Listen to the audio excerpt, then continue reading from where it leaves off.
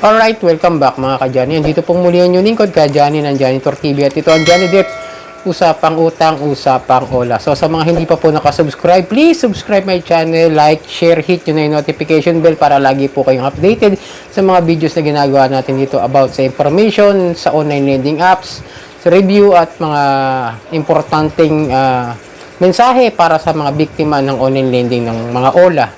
So yun mga ka-Johnny, naggawa ng GC, pinahiya sa GC, pinagmumura sa GC, pinagbabantaan sa GC. Siyempre, ito yung isa sa mga pinakamahirap na mangyari sa isang loaner o sa isang ola victim, yung magawan ka ng group chat. Tapos, itatag pa yung mga kaibigan nyo sa Facebook friends. Ito yung, sa ngayon, medyo talaga mabilis namang mawala kapag ka nare-report yung mga GC na yon. Pero kung may group kayo, like dito nga sa Ola Victims Group na sinasalihan ko, pero may mahigpit na kasi verification ngayon dahil nga SEC registered na po yung group at hindi na basta-basta nagbe-verify dahil nga sa pag-iingat doon sa mga agent na maaring makapasok o maaring guluhin lang yung group sa mga gagawin nila sa loob ng Ola Victims, no? Sa group ng Ola Victims. So, yun, example ko, kasi ako, nagawa ako ng GC. Ito, tulad nito, pakita ko sa inyo yung 4 na agent na talagang nambalasubas sa GC doon sa akin. Pero hindi ako nagre-reply sa kanila dahil hindi ko alam, dahil nasa spam message po sila. Kaya hindi nyo basta-basta makikita kung kayo nagagawa ng GC. Maliban na lang siguro kung na-tag or na-mention ng mga agent na yan, yung mga kaibigan ninyo, tapos sila yung ginugulo ngayon. Tapos sigurado doon na yung mangyayari yan, papasa ng mga kaibigan nyo sa inyo.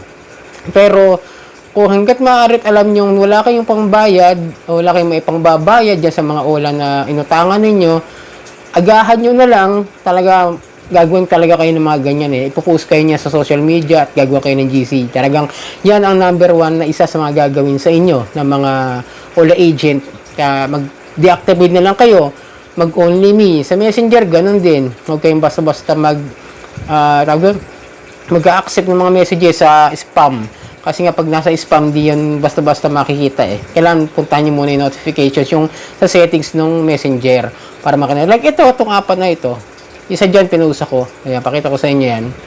Kaya, hanggang ngayon may ebidensya pa rin ako na hawak dahil nga ayoko mawala yung mga, dahil nga kung sakasakala magkaroon ng problema, at least may papakita ako na ebidensya na I'm a Ola victim.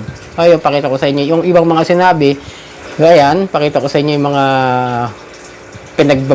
pinagbabanggit nila doon sa GC, at janitor, samugot kang yung asawa mo mukhang Pokemon, ang tangin to, di ba? Trabaho nila magnakaw, ganyan salita, yung talagang halos ilagay ka sa ilalim ng lupa. Ngayon, para magawa nyo ng paraan, yung iba, kung malakas sa loob nyo na sabayan, hindi nyo binabalasubas din yung kanilang ginagawa.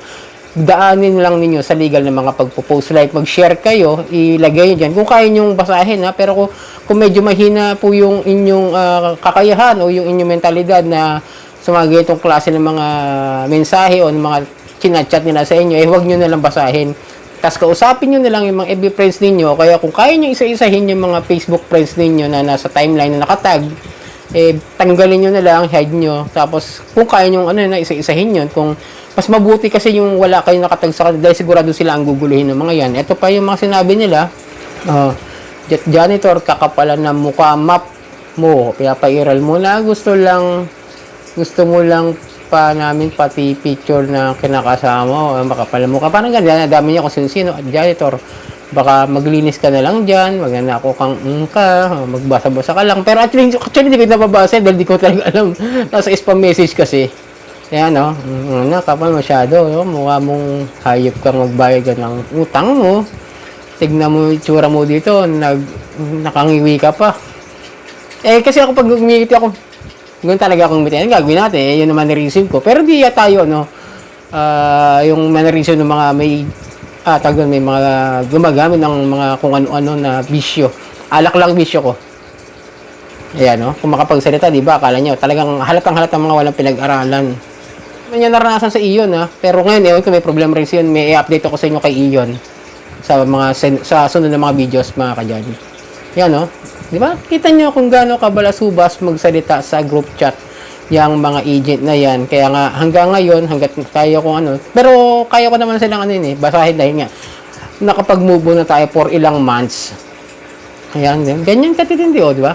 Kaya nilang baliktarin yung sitwasyon mo na ikaw ang victim pero lalagyan nila na ikaw yung agent. Agent ka ata, mga ganyan salita, naimura na naman, anong loan up mo, diba, mga ganun, mga ganyan senaryo. So yan, tinag nila yung mga kaibigan ko sa Facebook friends. So yan, sample na, no, yung sa taas. Yung mga sila Kuya Jojo, yung mga kasama ko sa trabaho na iba, ayan, nasa taas, tinatag nila, mini-mention nila. Pero siguro dahil nga naka-private din sila or naka-ano, hindi nila basta-basta maitag. May lalagay lang yung pangalan pero hindi nila basta-basta maikakabit doon sa mga Facebook profile o messenger ng aking mga Facebook friends dito sa FB ko, sa messenger ko. Kaya ganun.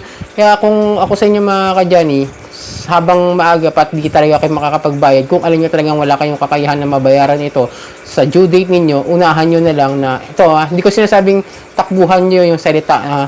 Ang sinasabi ko is unahan nyo na lang mag-deactivate ng mga messenger ninyo ng Facebook ninyo, i-only me ninyo hanggang ano. Then lahat ng mga nakatag, tandaan nyo, pagbuburahin nyo yan. Tapos kapag nagawan kayo, sigurado guguluhin yan ng mga kaibigan nyo sa Facebook friends.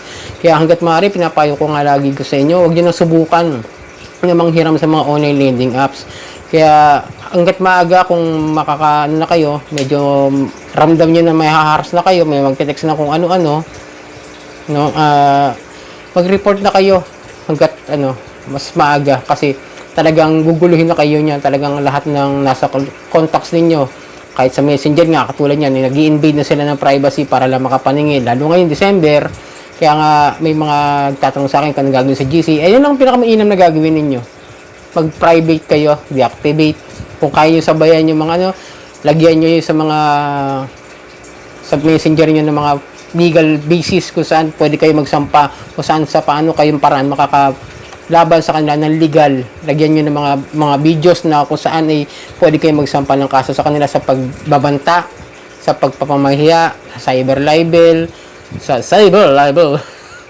multiple cyber libel, sa mga ganyan, sa mga data privacy, sa NPC, yan. So, yung tandaan nyo mga ka-Johnny, yun ang pwede nyo mga gawin dyan kung kaya nyo basahin yung mga grabing mga salita na ginagamit ng mga OLA agent. Kaya payo ko talaga sa inyo, hanggat maaga pa at hanggat maaari, huwag nyong lalapitan, huwag kayong hihiram dito sa mga ito. Meron pang isang OLA victims group, no? Sa hinahawakan ko nga, nagulat ako, meron nag-approve na raw yung OLA ang mabilis mag-approve.